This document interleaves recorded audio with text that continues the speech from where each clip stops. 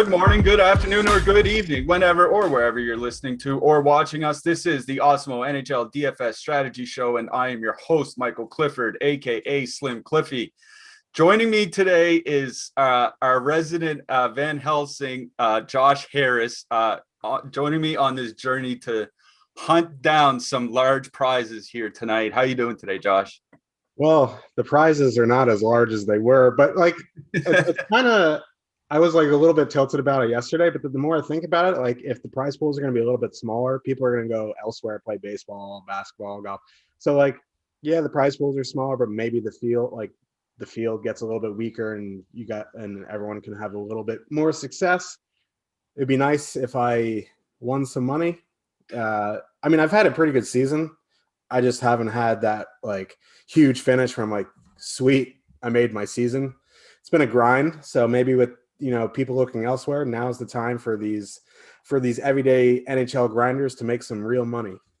I mean, I feel like a slate like tonight is the perfect night where people who are playing only NHL, or maybe you played NHL and then esports today, but you're focusing on NHL tonight. I feel like this is one of those slates where you can get an advantage, because I think 8 out of the 10 games all lock at 7 Eastern. I think it's 8, maybe it's 7 out of the 10 games. And like, that's the same time as NBA, baseball, and all that. So if there's some late news that comes down in NHL, it could be an advantage for the people out there really paying close attention to the NHL news, because there is a lot of sports going on right now, and it'll be easy to get lost, get some information lost in the shuffle. And that's where our premium Slack chat really comes in handy. We're always dropping lineup information, breaking news in our Slack. So our subscribers are usually pretty up to date on all the goings on. Yesterday, not really a crazy, I guess it was kind of a crazy slate by the end of it, because Minnesota absolutely went ham sandwich, but there wasn't too much crazy going on earlier. Leafs, Canadiens only combined for 5 goals. Blues may have played their best game that I've seen them play in the last month, 3-1 over Vegas. But it was Minnesota that really did a lot of damage last night, putting up 8 goals on Colorado. And I think it's a nice reminder that, Colorado could legitimately be one of the best teams we've seen in the last 5 years, but that doesn't mean that they're unbeatable, and it doesn't mean that they can't give up a ton of goals against. Yeah, and I love Kevin Fiala too. Like, he's one of my favorite players in DFS and just in general. And like, the Predators are just absolute donkeys for trading him. But like, I was not anywhere near him last night because I don't like stack against the Avs because they're just so good defensively. But yeah, I mean, like, occasionally they're just going to lay an egg like this. And if you had Fiala, good for you. He had like 52 DK points last night. So like, if you had him, you really just needed someone to sneeze and you'd cash. So if you had him, good for you guys. Yeah. It was just something I was looking at, like the 07-08 Red Wings, that elite, super elite team from 13 years ago. They allowed at least 5 goals, I think, in 11 out of their 82 regular season games. So, like, even the best of the best will give up a lot of goals sometimes. And I think last night was a nice reminder of that. Coyotes choked in the third period. Would have been nice to get that 8-0 win. But the Kings, 3 goals in the third to win 4-3. Let's hope we don't get any shenanigans like that here today. Let's get a nice, easy slate where we can all win some money. Just want to remind everybody that if you're not able to watch your favorite Awesemo shows on YouTube, almost all of our Awesemo YouTube shows are available through the Awesemo Podcast Network. We've got a podcast for every sport, and we're available on every major platform. So head on over to awesemo.com/podcast to check out the latest. Just leave a 5-star review on any one of our podcasts with your Twitter handle or email address, and you'll be eligible to win a free week of Awesemo Plus Platinum. One winner will be awarded every Friday, and reviews will be eligible to win for up to 1 year. So you can win this summer, next winter, even next spring. Just leave a 5-star review on one of our podcasts with your Twitter handle or email address, and you could win a free week of Awesemo Plus Platinum. Not a bad deal at all. While you guys are here, if you want to help us out, the easiest way to do that is to like and especially subscribe. Subscriptions are really important to growing the channel. It's getting us to the top of the algorithm and all that good stuff, and keeping these hours and hours and hours of free shows that we have coming almost on a daily basis. All right, we have a pretty big slate here tonight. We have 10 games to get to, so let's get to them right away. Philly, 2.4 implied goal total are going into New York to face the Islanders. The Islanders have a 3.1 implied goal total. Obviously, the big news here is the Islanders are going to be welcoming a couple fresh faces as Kyle Palmieri and Travis Zajac were traded to the Islanders late last night or in the afternoon at some point. Anyways, we didn't get official lines at the morning skate today, but Zajac and Palmieri are both expected to play. And they did say that Zajac and Palmieri will be playing with Josh Bailey. Now, if you can kind of read between the tea leaves, it seems like they would leave the fourth line together, have Bailey, Zajac, and Palmieri as their new third line, move Oliver Wahlstrom up to the second line in Bailey's old spot, and then that leaves a top line of Jean-Gabriel Pageau, Matthew Barzal, and Jordan Eberle.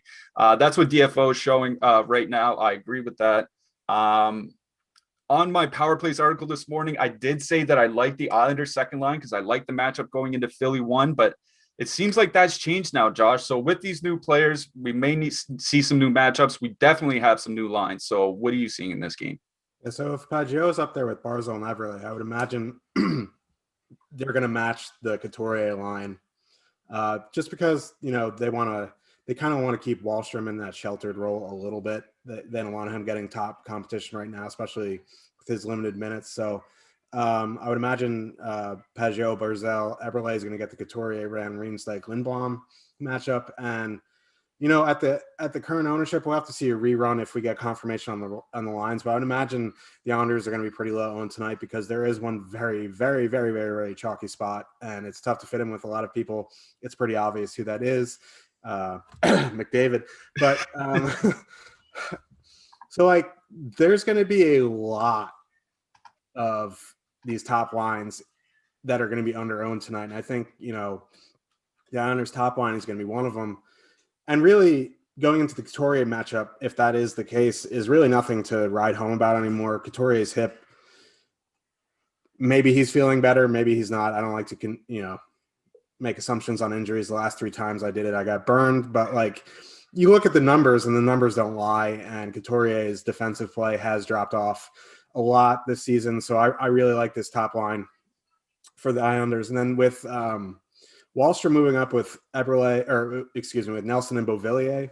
I really like that line too. It's weird because I really like the Islanders tonight, but I'm probably not going to play him in my 1-3 just because of Edmonton, but maybe I'll talk myself into it right now, which I'm kind of doing. The Zajac, Palmieri, Bailey line is okay. I probably wouldn't play them 1-3. If you want to dabble a little bit in MME, I think that's fine. I don't know how Palmieri plays without his beard, so I might have to wait and see. Lou makes everyone shave like they're the Yankees or something, some ridiculous rule. So, but I do like the Islanders top line and the second line. And then on the Flyer side, they've been a mess for a while now. I don't think I'd full stack anybody, but if I was going to go to a line, it would be that second line, the Konechny, Giroux, Voracek line. They're fully correlated on the power play. The thing is, the Islanders are very good defensively. They don't take many penalties. So I think I'm going to be underweight to the field on the Flyers. Maybe just take a couple guys, one-offs here and there, and maybe, a guy on the blue line, but that's about it. Yeah, I agree with you on that Flyers side. If I was going to do anything with them, it would be that second line. They are fully correlated, as you mentioned, relatively cheap. They're not going to get any ownership. And, it's the first game with the Islanders with, effectively 3 brand new lines. We don't really know exactly how they're going to work out. I assume they're going to be good. The lines look good. I mean, the Islanders have been playing exceptionally well, even after since the Anders Lee injury. It's just, if you're playing 150, I wouldn't mind taking a shot on that Philly second line. I'm probably not going to have much of them personally here tonight. I agree with you. The Islanders top line, it would be my target in this game. Pageau, Barzal, and Eberle. I think, Pageau has, turned himself into a decent goal scorer over the last, few seasons. I don't think he'll be a direct replacement for Anders Lee, but I think, it's not a bad approximation. And it's one of those double center things we talked about yesterday, right? Barzal and Pageau are both centers. Not many people are going to go roll double centers from the Islanders on a 10-game slate. So I think it's a real good way to get very different with your lineup if you feel like you have a chalky lineup. On the blue line, Oh, by the way, I want to mention, I don't know exactly what the power play is going to look like now with everybody in. I'm assuming Kyle Palmieri, he just takes Matt Martin's spot on the top power play. I cannot imagine Matt Martin holds onto his power play role. So I think Palmieri will join Barzal and those guys on the top PP unit. On the blue line, I don't really like anybody from the Islander side other than if you want to correlate with your forward lines. On the Philly side, Ivan Provorov has played about 26 minutes in 3 straight games. That's of interest to me. Yeah, Provorov for sure. If you want to punt with Travis Sanheim, I know he scored a goal last game. The Sanheim-Myers pairing is where I would go. I mean, they aren't great actual hockey players right now, but for DFS-wise, like peripherals, if you need a punt, I think they're fine. But really, I agree with you on the Islanders. There's nothing much that I want to play other than correlating. Are you brave enough to start either of the Philly goalies tonight? They're coming in at 7,100. We do like cheap goalies on the road, but they have looked awful for a while now. Yeah, I mean, if you want to take a couple stabs in MME just because they're going to be like 1% just because they've been absolutely terrible, and you hope like they're terrible right now, but they just have to be good tonight, you know what I mean? So like you could take a stab in a couple lineups, but they're definitely not a priority for me tonight. Yeah, not a priority for me either. All right, let's get to our next one. Interesting game, I think, in our next contest. The New Jersey Devils are going into Buffalo. New Jersey has a 3.0 implied goal total. The Sabres are sitting at 2.5. We're expecting Buffalo to go 11-7 again. That's kind of screwy with lines. It really makes it hard to stack 3-man lines, at least for Buffalo. For New Jersey, I believe they said it was Jesper Bokvist is going to come in, and he's just going to take Travis Zajak's spot from the lineup from their last game. Everything else will stay the same. Couple interesting spots for me, I think, out of this game. I think there's something on both sides, so I'll just let you take it away. Yeah, I can't believe we have to talk about both sides being like attractive. But here we are, right? So I'll just start with the Sabres. I'll get it over with quick. They're 11-7, so lines are going to be a bit wonky. But the one thing that has been pretty good the past week is like Casey Middlestad has been playing really well the past week. He's 2,900. He's still on power play 1. I think he's a decent one-off.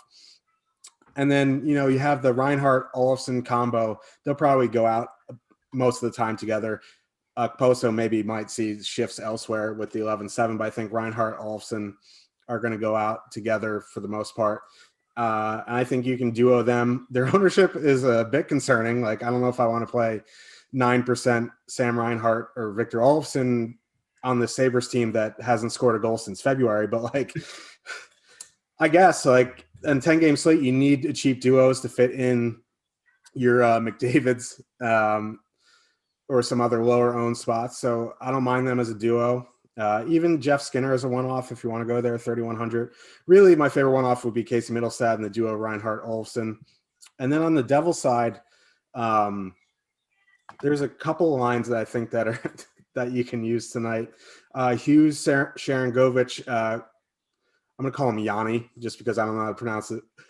I'm not even going to go for it. So, like, I don't mind that line. I think when push comes to shove, if you're going to use the Devils, they're going to be the lower owned of the two lines. I think the more popular filler is going to be Zaka, Brott, and Wood.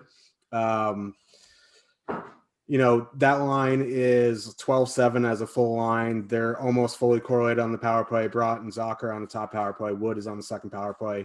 Miles Wood in the top 6 role is going to be popular. Just people love Miles Wood.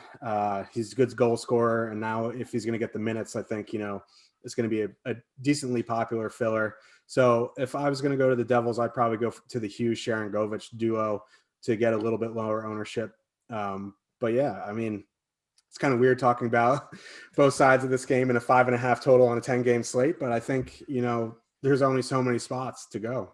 Yeah, exactly. It's you mentioned the ownership. 3 of the top 10 lines we have by projected ownership right now are lines from this game. Now, like you said, this is Buffalo, New Jersey with a 5.5 total with a month left in the season. And here we are, 3 of the top 10 lines by ownership, but it's because of their price. And realistically speaking, both sides are in good matchups, right? Like you're not scared of either side, whether it be defense or penalty kill or anything like that. I think the edge here may come in net, right? Because Linus Ullmark is starting for Buffalo while New Jersey is going for Aaron Dell. That's what's kind of leaning me more towards the Buffalo side than New Jersey here if I had to just pick one. Olofsson and Reinhart was the duo, as you mentioned, that I had picked out. But I'm with you. I really don't want that ownership. Like, I would play Olofsson at 3 or 4% ownership. I wouldn't play him at 8 or 9 or even 10% ownership. So I'm going to hold off until we get another run of ownership, maybe here in a couple hours, and see if that number comes down a little bit. But for now, I will say I'm mostly in on the Reinhart Olofsson duo for Buffalo. They're just, the prices have come down. This is a good matchup. Zajac and Palmieri both gone from New Jersey. There's just no matchups that are really of concern here. And Buffalo's actually looked, I don't want to say good, but they've looked better since Kruger got fired. Like, they actually look like an NHL team, a bad NHL team, but an actual NHL team. Whereas, they look like an AHL team for like half the season. So they do look a little bit better. On the blue line, I've no problem with Ristolainen or Dahlin. I think Ty Smith might actually be my favorite defenseman out of this game. What do you think? Yeah, I mean, I see the ownership on Dahlin at 1.9%. Like, I don't believe it. Like, it's gonna come up. Like, there's only so many people you can fit in with this expensive stuff, and he's on power play 1. Ristolainen's on power play 1. It is the Devils. They're not a very good team. They just traded their best player. So like, yeah, I'm fine with the Buffalo Blue Men there. Ty Smith, if you're correlating with the power play, I think definitely makes sense. Severson's a decent one-off. I mean, even Colin Miller's no, like, I don't know why I keep like recommending people from this game. Like, I don't want to play players in this game, but like, there's so many, like, from a price standpoint, there's so many decent plays here. Yeah, there is. And that's kind of the problem, is that if you are using super expensive lines, there are only so many places to go. So you're probably going to end up here. In net, I do like Ullmark tonight. I like him. Doesn't matter DK or FD, but on Fanduel in particular, he's 6,700, I think. So I think great play over there. I think you'd agree with me in on Ullmark, out on Dell. Yeah. The one thing on DK with Ullmark at 7,600, I'm a little bit concerned about shot volume with the Devils without Palmieri, but he makes sense especially if you're correlating with Buffalo. Yeah, completely agree there with you. All right, let's move it along. MLB opening day was 1 week ago today. My Blue Jays still look good. Very thankful for that.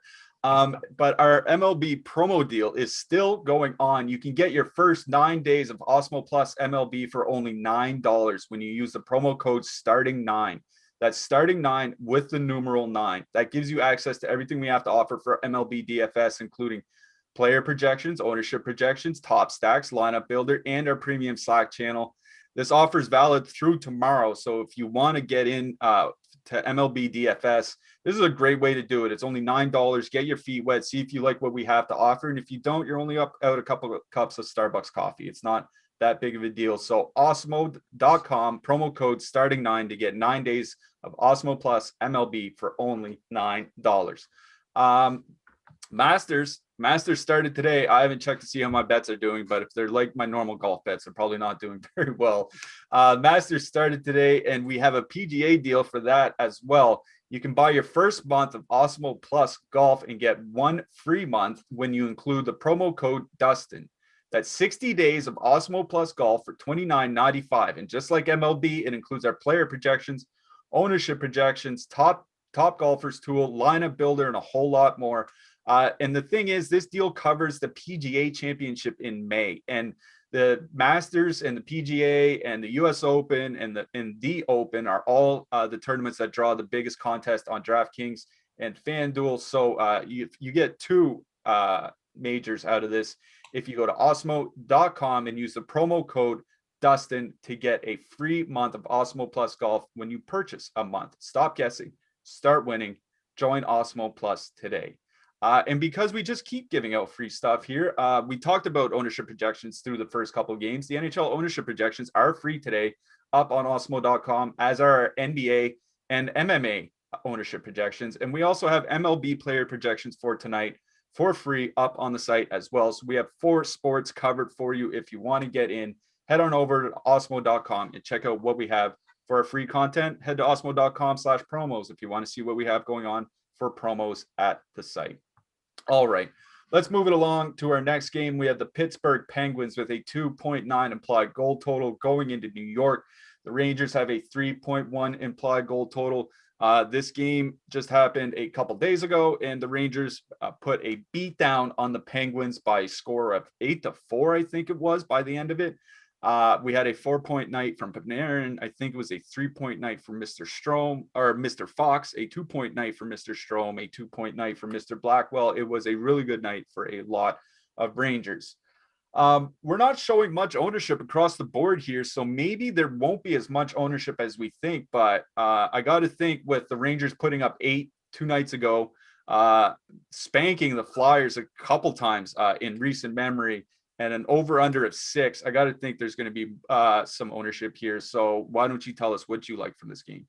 Yeah, I'm more surprised that there's less ownership on the Rangers' second line than there are the top line, because the top line is going to go into Crosby, and they had a good game the other night, and if you want to go back to them, that's fine. But really, where I want to focus on the Rangers is Panarin, Strome, Blackwell. That line has been incredible, like actually incredible. And it's weird because like Ryan Strome has been excellent this season, which has been weird for me.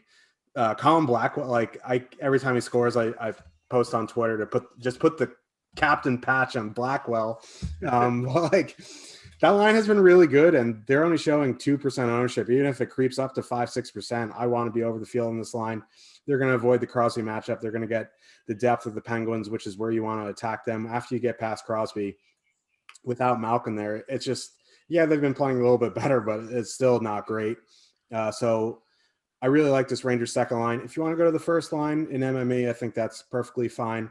I also like this third line, Lafreniere, Hedl, and Kakko. I think they're super cheap. They're going to get very low ownership, and you can full stack them. You can take two of them. I think if I'm going to use, like, for sure, I'll use Kakko just because he's on the secondary power play unit. If you want to put him in with Hedl, that's fine. You want to put him with Lafreniere, that's fine. They're going to get, even more depth matchups. It helps you fit in the expensive stuff, especially if you're going to power play stack. You can two-man them. And then on the Pittsburgh side, I think this is a good bounce back spot for the Crosby line.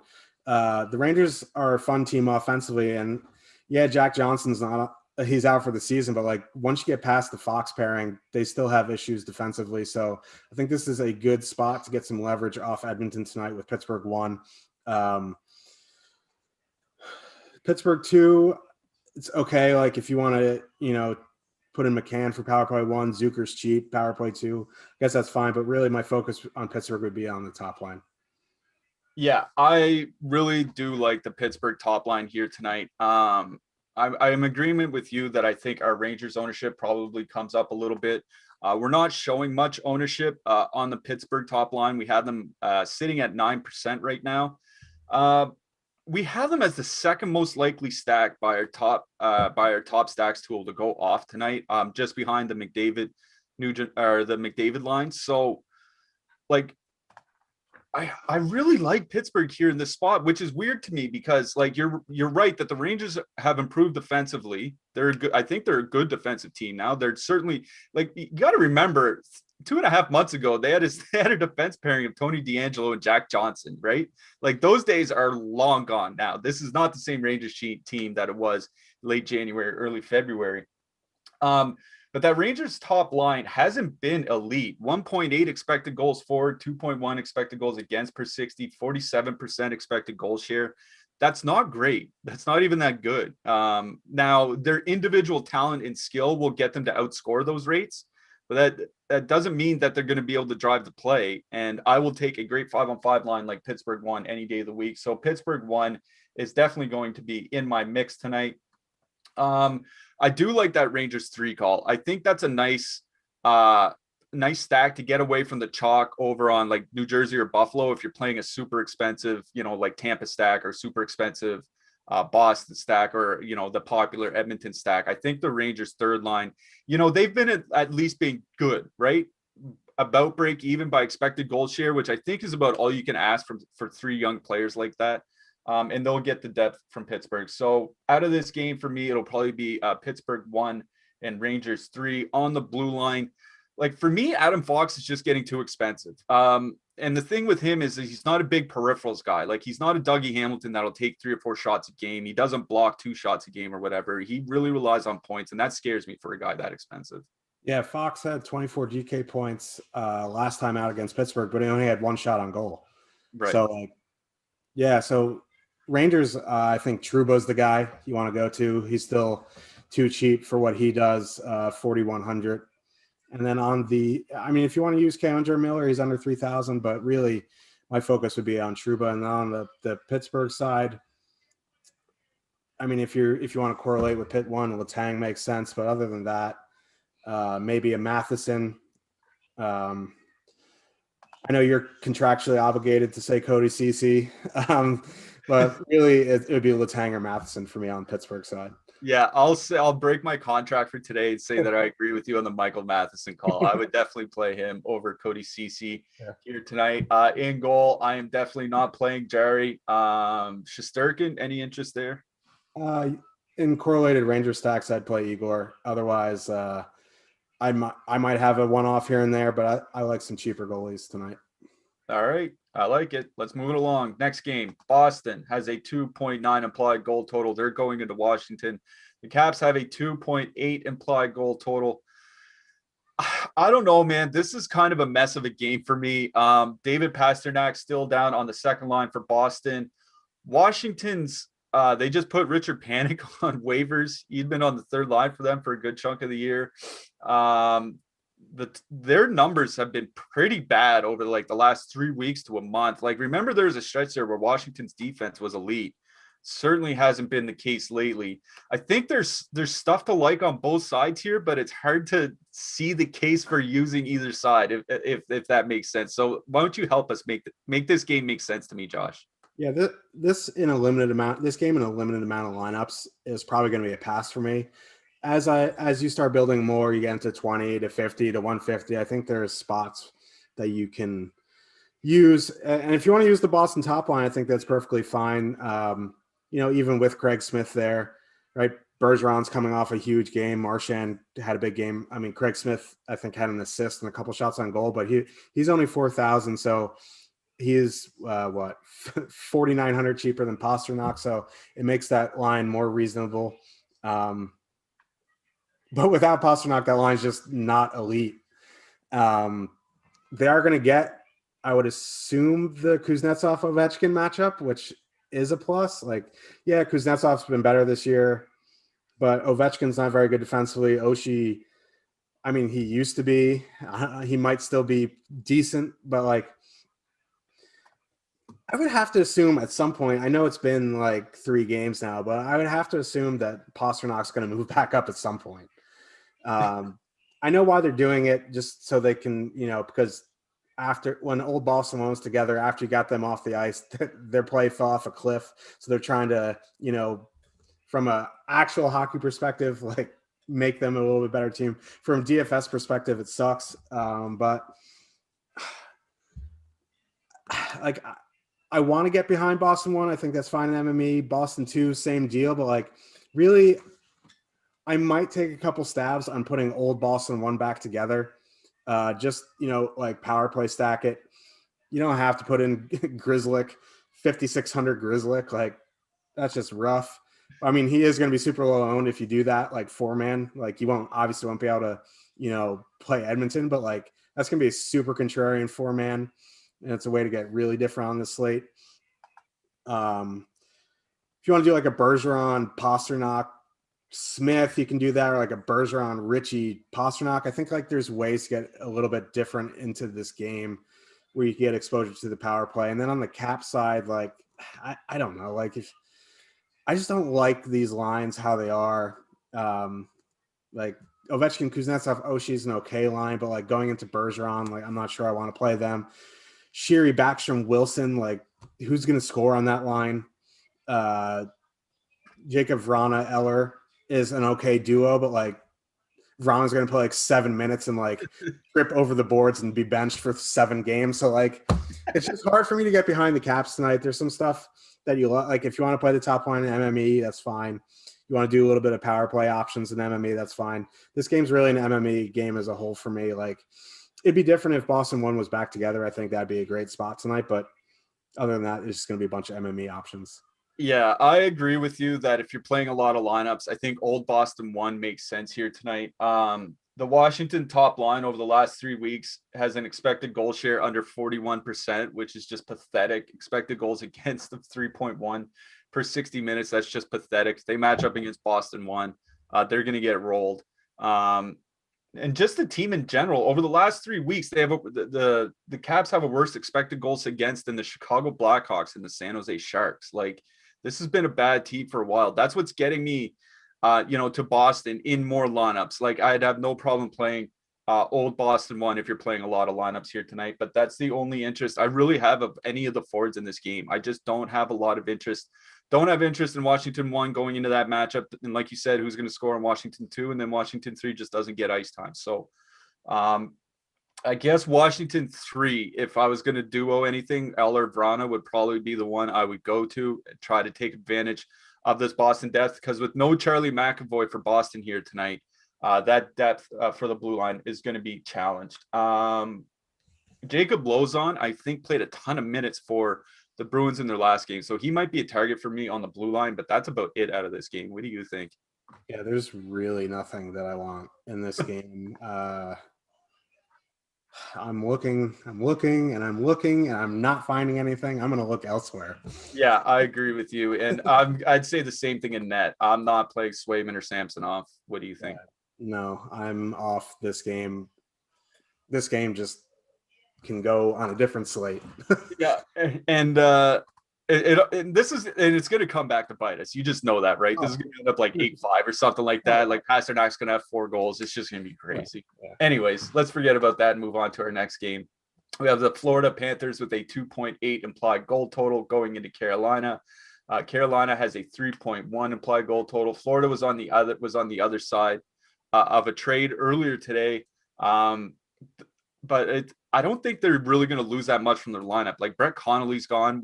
He'd been in and out of the lineup. Riley Stillman, was effectively like their 6th or 7th defenseman. So, I don't think it really affects the Florida lineup a whole lot. The Carolina side looks like pretty much status quo. What do you like here, Josh? The Carolina Hurricane lines bother me.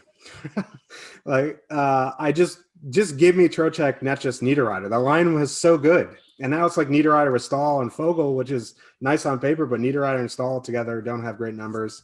Svechnikov, Aho, Fost, I like. They're going to get the Barkov Verhaeghe matchup. Probably. Yeah. No, Stahl played quite a bit against Barkov in the last game. Okay, so, yeah, I mean, I like this Carolina top line. And I think if you're going to use him, put in Fost. He's not some dumpster fire third wheel like your boy Alex Chiasson when he's up with McDavid. But Fost is a competent player. If they're going to get the depth of the Panthers, I think they're an okay play. They are projecting for ownership over 10%. So I think the way to do it is put in Fost in those stacks. Second line with Martinook there over Niederreiter just bothers me. And Trocheck is really expensive. I'd rather play Aho for $300 less in a better matchup. That third line, because they're going to get the Barkov, they might get a bump in minutes, but Niederreiter and Stahl together, their numbers haven't been great. So really this is Carolina 1 for me. On the Panthers side, I want to get behind the Panthers power play. It's just, this is a tough matchup. If you want to play Barkov, that's fine. If you want to get contrarian off McDavid, there's not super similarly priced, but Barkov's 7,800 and he's projected for under 3% right now. So I think if you want to get a bit contrarian, it is a lower total against a decent defensive team. So getting in a Barkov, Huberdeau, Hornquist is going to be super expensive, but it's going to be way different than going Draisaitl, McDavid, Nugent Hopkins. So, and there's only so many decent spots on this slate. So you're going to have, especially if you're MMEing, you're going to have to play some stuff that you don't like. You're going to have some uncomfortable spots. And unless you're going like 97% Edmonton, which I wouldn't advise. So I kind of like the Florida power play here. I like the second line. Wenberg he's still on power play 1, right? So like, I'm not sure, but Huberdeau and Hornquist are there. Jake's DFS darling Alex Wenberg is there for 3,300. If you want to go there, that's fine. But really, this is more about an MME type game besides Carolina 1. Yeah, Wenberg's still PP1, believe it or not. It's going to be funny. Like, I don't know what that Florida top power play is going to be like, because Keith Yandel was benched in the last game, and Matt Kierstead and Anton Strahlman were on the top power play unit. Anton Strahlman, I don't suspect will stay on that top power play unit, but Matt Kierstead actually might. So that's a name to keep in mind tonight if you're building for Florida, because Kierstead is probably going to get some PP1 time. And the last I checked, he was exceptionally cheap across all sites. So keep Matt Kierstead in mind. I'm out on Florida. Like Joel Kenville said this morning, there's going to be lineup changes coming. There's going to be a big scramble at 6:30 Eastern when those lineups come out. So I'm going to be out on Florida. Carolina, I wrote up Niederreiter this morning because going into that Barkov matchup probably guarantees him a floor of minutes. Like, he's definitely going to have to play at least 15 or 16 minutes. But I'm not going to be stacking anything on the Carolina side either. But if I were, I agree with you that Svechnikov, Aho going against the depth makes sense to me. On the blue line, Dougie Hamilton, man alive, is he getting expensive? But I guess, like, if you're playing like Aho and those boys, you might want to stick him in. But man, 7,500, that's just a lot to pay. Yeah, that's expensive. If you want to do it, do it. Like, he's the guy. He's the new Brent Burns now. So if you want to put him in, that's fine. And then on the Florida side, like you said, Kierstead, Min Price, I think that's a name you got to watch out for. And Gustav Forling, 3,500. That's a money price right there. So you can put him in. Even Mackenzie Weegar at 4,200. But other than that, if you want to, go down to like Jake Bean or something on the Panthers side, but really it's Dougie Hamilton, or like Brady Shea. Yeah, Gustav Forsling, 22 minutes. Always got to mention Gustav Forsling whenever we're on this show. In net, Chris Driedger looks like he's going to start 7,400. I kind of dig that going up against Carolina. Yeah. Come for the expected goal, stay for the shutout. And Driedger is the better goalie, I think. So at that price, I'll take some stabs on the volume. Yeah, I agree with you. Don't mind Driedger here tonight. Today's show is sponsored by Jock Market. If you haven't heard, Jock Market has turned fantasy sports into a stock exchange. Forget waiting until the end of the game to make money. Jock Market allows you to buy and sell shares of players in real time for real money with guaranteed payouts for all your shares at the end of each night. With daily markets for NBA, MLB, NHL, and PGA, you can make real money every hour, every minute, every second of any match or game. Use the pregame IPO to pick up shares of your favorite players, then buy, sell, or hold during the game based on your analysis. Download the app to get started and use our exclusive Awesemo promo code Awesemo50 for a $50 bonus on your first deposit. This is an exclusive offer only for the Awesemo community, so make sure to take advantage of it today. That's Awesemo50 for a $50 bonus at our show sponsor, Jock Market. All right, we've got 5 games to get through. We've got a little under 20 minutes to get through them. Let's get through these. Tampa Bay, 3.2 implied goal total going into Columbus. Columbus has a 2.3 implied goal total. I was on the Bolts a couple nights ago.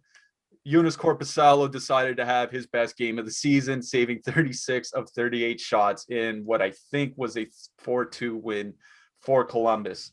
Wrote up Steven Stamkos on my Power Plays article this morning. I do like the Tampa side here. Columbus is losing Boone Jenner. He's off to the IR. I think it was with a broken hand or broken finger or something like that. So there's going to be changes coming to Columbus. What do you like here, Josh? Yeah, that's a problem because Boone Jenner was the Torts' favorite. Like, you knew Boone Jenner was going to play his minutes. Now, without, constant Boone Jenner, I would imagine Nick Foligno is going to be his boy. So, like, if you want a 2-man Domi Foligno, I guess.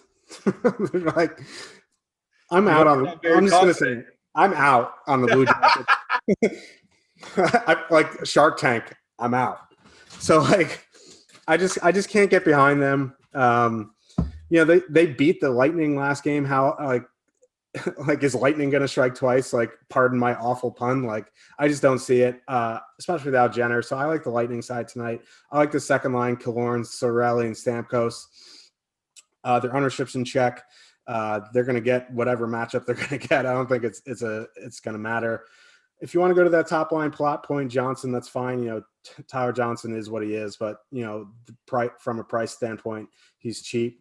I do like this third line too. Even with like Gord being 5,000, there might be quote unquote overpriced. But like when Gord, Gaudreau, Coleman are together, there's a really good combo, and they're going to get God knows who on the Blue Jackets side. So I think that's a decent low owned spot for me. So out on the Blue Jackets, Tampa 2 is my favorite, then a little bit of Tampa 1 and MME, and I do like that third line. Yeah, Tampa, Sorelli, Killorn, Stamkos is what stuck out to me. And the reason for that, you mentioned matchups real quick. Last game, they saw most minutes against the Line line. So any line going up against Patrick Line is in play for me. So Stamkos, Sorelli, Killorn, like them. If you want to leave Sorelli off and just focus Stamkos, Killorn for the power play, that's fine. But Columbus doesn't take a ton of penalties. So we're more about the 5-on-5 in this matchup than the power play.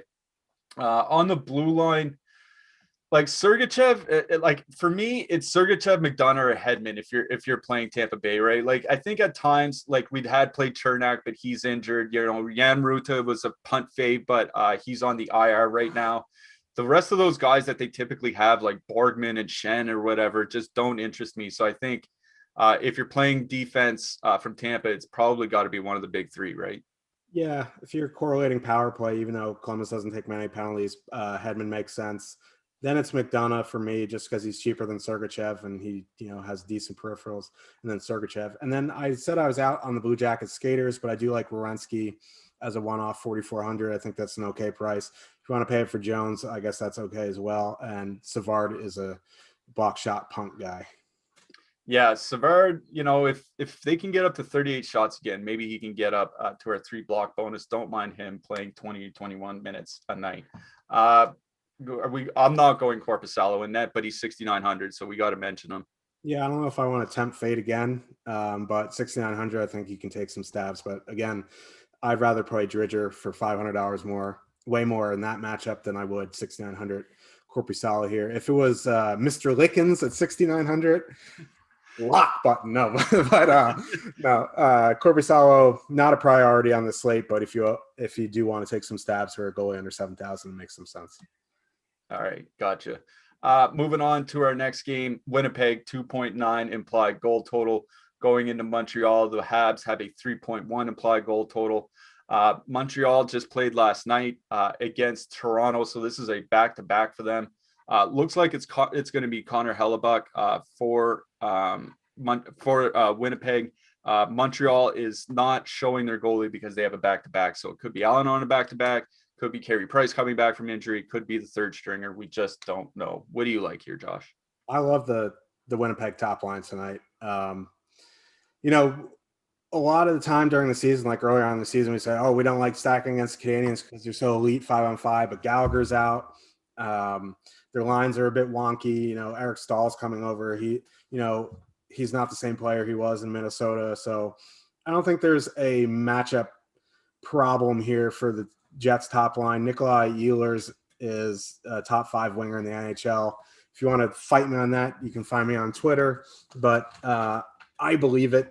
I think you believe it as well. Maybe not top 5, but I don't want to put words in your mouth. But I do really like this top line. They are a bit pricey. It's going to get you on a different path than Edmonton. They're I guess it's a perceived tough matchup, which is why their ownership is so low. But if that's the case, like I'm going to get way over the field here. Scheifele and Connor power play 1, Ehlers on power play 2. With Wheeler out on the second line, Kopp moves up. So like Stasny, Dubois, Kopp, you get 2 guys on power play 1 there. I mean, they're an okay line, but my focus would be on Winnipeg 1. And then on the Canadian side, like if I had to go to a line here, I think it would be the Drouin, Stahl, Toffoli line. Oh, and I will mention on the Jets side, like you can power play stack just because the Montreal does still take a bunch of penalties and their penalty kill is not that great. Could be Allen on a back to back, could be a banged up Price. We just don't know. So I think if you want to add in like a Stasny or a Mason Appleton, who's on the power play now because Wheeler's out, I think that's a way to get a little bit different. I'm not really sure you need to though because their ownership's in check. And then, like I said, on the Canadian side, the Toffoli line would be where I would go. If you want to do like a Suzuki Anderson, if we want to go back to Corey Perry after his 2-goal game, that's fine. But really, I'm going to be underweight to the Canadiens tonight being on a back-to-back. And Helly Buck being one of my favorite goalies of the night. Yeah, okay. I'm glad you mentioned Stahl, Toffoli, Drouin. That would be my target on Montreal, perfectly correlated on the power play. I'm just not on Montreal in general here tonight. We mentioned yesterday, I believe, that Montreal's top line's numbers really have dropped off with Brendan Gallagher out of the lineup, and that makes sense. Like Brendan Gallagher is an elite right winger, two-way right winger, so that their numbers fall off without him is no surprise. So I'm in with you on Winnipeg one. Going back 3 years, Ehlers and Scheifele, when they skate together, 3.4 goals per 60 minutes. That is like over a sample of over 700 minutes. That is flat out elite goal scoring. Ehlers and Scheifele have just shown a lot of chemistry together. I cannot imagine that Kyle Connor is going to drag them down scoring wise. So I really love that Winnipeg top line. We're showing very little ownership on them so far here. We have them at 10% as a top 2 stack, and we have them at 2% ownership. So one of our best leverage lines of the night. Love Winnipeg one here tonight. On the blue line, God, just not a lot here. Like Jeff Petrie is a guy that I'll always have interest in for the Habs, but really just not a lot on this blue line that I like. Yeah, if you want to, punt Kulak, he's been a block shot machine recently, and he's still min price, so that's fine. If you are going to that second line and you want to put in Weber, that's fine as well. But really, like, and then on the Winnipeg side, like I don't want to play Morrissey. He is on the top power play. You want to throw him in, that's fine. Like Pionk's an okay one off. Derek Forbort is an okay one off. But really, I would want to play defenseman from other games. Yeah, I kind of agree with you. And Hellebuck is the goalie you said out of this game that we want. I like Hellebuck, yeah. No interest really on the Montreal side if it is out on the back-to-back. He played great last night and they still lost. So, yeah, I'm off on the Canadiens goalie. Yep, I agree with you there. All right, moving along to what is probably the main event of the evening. We have the Edmonton Oilers with a 3.7 implied goal total going into Ottawa. The Sens have a 2.7 implied goal total. These two teams just played yesterday. I think it was like 4-1 or 4-2 or something like that. Ottawa may have scored a couple late goals, what have you. Edmonton laid the wood. Leon Draisaitl had a hat trick. Connor McDavid had another highlight reel goal. Edmonton, far and away, our most popular line, popular by ownership. We have 2 guys over 20%, 5 guys over 15%, including the goalie. So chalky Edmonton, I assume they're at least a consideration for you, but do you like anything on what else do you like besides chalk Edmonton here? Well, so you see like Draisaitl and McDavid, they're 2C, right? So you can't, it's that build again, right? You can't put them in with the Islanders. So like going back to the Islanders, if you do put in, Pajot and Barzal, like you're going to be on a wildly different path than 25% of the field tonight. So yeah, I mean, what can you say? Like, I just love Edmonton one. The Draisaitl McDavid combo is just bananas, and bananas is good. Yeah, shout out Guy Fieri, mayor of Flavortown. But with Jesse Puljujarvi up there, like I just love that line. What can you say? Like you just have to get over the field or way under the field. You mix in Nugent Hopkins on that second line. I think there's like ways to do it where you're not totally on the same path. Like you do like a Draisaitl McDavid, Nugent Hopkins, Chiasson. Like throwing in Chiasson is going to get you on a decently unique build. He's on the top power play. He's going to play 9 minutes and like 7:58 of that's going to be on the top power play. So like, it makes sense to put him in. Like he made Donk a goal. I think, Um, it is what it is. Like, there's not much else you could say really about Edmonton. Like, if you want to go to that second line, I guess it's fine. But really, you know, I don't want to play Nugent Hopkins with Yamamoto and Cahoon. Like, I'm going to focus on the top line. I'm going to focus on power play stacks. I'm going to put in that top line with, Chiasson. I'm going to put him in with Nugent Hopkins, mix and match. And then on the Senators side, I want to play that Kachuk line. I don't want to go. They're going to avoid the McDavid. So I think, like, if you're going to go to the sets, like Kachuk, Norris, Paul makes some sense. Because, like we said, like, Senators haven't been shut out this season. It's Mike Smith on back-to-back. There's some spots on the Sens that I think you can play. Kachuk, Norris makes some sense. Stützle, Batherson makes some sense. Even if you want to go down to, like, Anisimov, Dadonov. Like, I know that's quote-unquote the fourth line, and we're just grasping at some stuff here. And there's a lot of, like, cheap stuff you can put in with Edmonton, like the Rangers third line, they're going to be alone, the Sabres, the Devils, but like Dadonov is a decent goal scorer. Yeah, they're the quote unquote fourth line, but like if you took the numbers away from the Senators lines and after you got past Kachuk, you can make an argument that they all are fourth lines. So like Anisimov, Dadonov, two-man is an okay spot. But really, like, Edmonton won, Edmonton power play, some Kachuk, Norris, some Stützle, Batherson, but this focus is on the Oilers. Yeah, Edmonton power play one is the focus here. I think Chiasson makes a lot of sense if you're using Edmonton and you're worried about ownership. He's single digits, and rightfully so. He's just not very highly owned.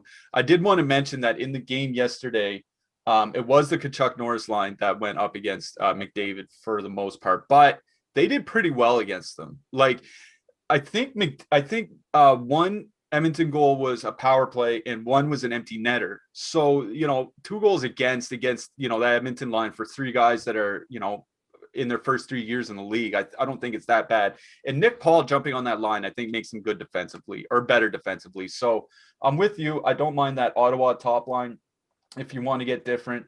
I'm just so worried about that Edmonton ownership that I'm just Xing Edmonton out completely. Like, I'm just like tonight's a McDavid fade for me. It's a 10-game slate and they're going to be over 20% on the road. I don't care about the matchup. I think that's just reason enough to fade them. If they nuke me, they nuke me. That's just kind of the way that NHL DFS goes. On the blue line, I don't know what you like. There's not a whole lot that I like here from either side. Obviously, I think you want to correlate Barry sometimes if you want. I know we like to play Zaitsev when he starts to get a little bit cheap. He's at 3,900. That's not too bad, but anything else? Nurse, if you want to get a little bit different, he's a little bit more expensive, but you put him on the top line, you might be it. I know he's projected for a little bit more ownership than Barry, but putting in more expensive Nurse might get you a little bit more contrarian. Zaitsev under 4,000 makes sense. I think Chabot, if you're using that top line or the second line, makes sense. Artie Zub, contractual mention, 2,600. I think, you can play him as well. If you want some block shots, I think you can also play Adam Larson. Yep. Don't mind Adam Larson or the Zub at all in this game. All right, a couple more shows left. Just want to remind everybody that our premium Slack channel is really a big feature here at Awesemo, especially for our NHL side of things. People really do love the Slack channel. We're constantly setting out updates, whether it's regards to lineups or injuries or whatever. Really a great way to stay current on all NHL information. So whenever you sign up for your Awesemo Plus package, you get access to that premium Slack chat and you get access to the great minds. I wouldn't say great minds. I would say minds that we have here in our NHL community. No, I'm just kidding. We do have some great minds in our chat, always around to help. All right, moving along to our final 2 games. Nashville, 3.1 implied goal total going into Detroit. Detroit has a 2.3 implied goal total. Looks like Victor Arvidsson back for Nashville. I assume he goes to the top line in Rocco Grimaldi's spot.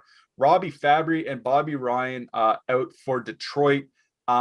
They didn't run lines for Detroit, but they had Evgeny Svechnikov on the top line last game, and he was with the main group skating. So I assume Evgeny Svechnikov Larkin and Zadina is the top line for Detroit. What do you like here, Josh? I kind of like this top line for Nashville if Arvidsson is there. The problem is this doesn't lock. There's 10 games and 2 of them don't lock at 7 p.m. and this is one of them. I would assume Arvidsson's there. The reason I like them more than the second line just is going to be an ownership thing. You look at the ownership on the second line, Yarncrow, Granlund, Kunin. It's like over 10%. So that's just the fade for me. Like I don't want to play 10% Luke Kunin. Like it's just not something that I want to do long term. Like I'll just have to file Chapter 11 before May if I keep doing that. So really, it's going to be the top line for Nashville: Tolvanen, Ryjo, Arvidsson. I mean, Ryjo is what he is at this point, but he's 3,600. I would imagine Arvidsson does slot back onto power play 1, or maybe he actually goes to power play 2. But you get Tolvanen and Johansson at power play 1.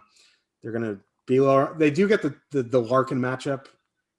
But the Wings have been pretty consistent defensively, all their lines. Like, not great, not good, not terrible. They're just there.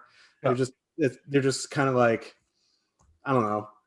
So Nashville 1 over Nashville 2, just an ownership play. On the wing side, if you want to have a little bit of Detroit 1, I think that's fine. Like,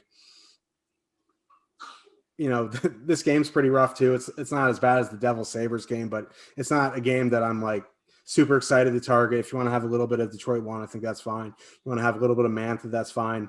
But really, this is an MME game. I'm going to be on Nashville 1. I'm going to be under the field on Nashville 2. I'll have a little bit of Detroit 1. Yeah, for me, it's basically just Nashville 1 or bust. I don't mind playing Svechnikov, Larkin, Zadina. It's just not a line that excites me.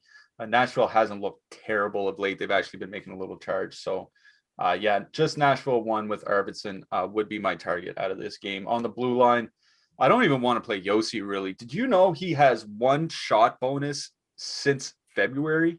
1. That's 6 weeks of very little production. Like, I'm out. So probably no defenseman for me. Jake, come get your boy Yossi. Come get him. Yeah, no, I'd rather play Dougie. There's not really much on the blue line that I want to play. Like, do I want to play Matt Benning at min price? Like, yeah, he's going to get the minutes with Yossi, but doesn't really excite me. Matthias Ekholm, 4,600. I want to see him a little bit cheaper, but I guess he's an okay one-off. On the Detroit side, there's not much there. Yeah, just Jonathan Bernier maybe starting for Detroit in net tonight. Just watch that. Obviously, we won't get confirmation till he starts, but if you're playing a Detroit goalie, I would put in Grice and then just swap to Bernier if he's in, and you'll get almost no ownership on Bernier. I think he makes a nice play here tonight. Yeah, I don't mind the Bernier tonight. All right. 1 game left. Let's get through this quickly. We have the Dallas Stars going into Chicago. Dallas has a 2.8 implied goal total. Chicago is sitting at 2.6. Usual with Dallas, Alex Radulov out. Rope Hintz is probably a game time decision. I like the Dallas top line here tonight. They've been playing well. Chicago's been more or less been getting saved by Lankinen. What do you like here? Yeah, I like that Dallas top line as well. The problem is if Rope is out, like, where are you going? Just because this is the only late game. I guess, like, if you have him in the utility, you can swap to like a Jamie Benn, or you could swap to like a Chicago 1. So maybe Dallas 1 goes a little bit under the radar tonight, but I do like them, assuming Hintz is in. I also kind of like the Chicago top line: DeBrincat, Doc, and Kane. This isn't the best matchup for it. I'll save that for another day, really. But in MMA, I think you can have some contractual obligation to say Dominic Kubalik as a one-off. I also like the Dallas second line with Fasca, Ben Gurionov. I think they're not going to get they're going to get depth of the Hawks, and I think that is an okay spot. So Dallas 1, Dallas 2, a little bit of Hawks 1 and some Kubalik. But other than that, for skaters, maybe a one-off Strome, but that's about it. Yep, I agree with you. Mostly on Dallas 1. On the blue lines, Connor Murphy, I think, would be it for me from Chicago. I don't even really want to play Bokvist that much anymore. His ice time is way too inconsistent, but Miro Heiskanen, love him. Yep, Heiskanen, then Lindell, then Klingberg, Big Rig, Alexiak. Yeah, and then on the Hawk side, it's really Murphy or bust. Yep. Connor Murphy, I agree with you. All right. I'm going to ask you for your hat trick pick. My hat trick pick for this game, probably coming from the line that I'm probably going to use quite heavily tonight. I'm going Jake Gensel from Pittsburgh. I'm going to go Nikolai Ehlers. Nikolai Ehlers from Winnipeg. All right. Gensel and Ehlers, your hat trick picks here for tonight. All right. We got to get out of here. For producer Tyler, for Josh, Captain America Harris. This is Michael Clifford, aka Slim Cliffy. We will see you guys tomorrow. Good luck tonight. Good luck.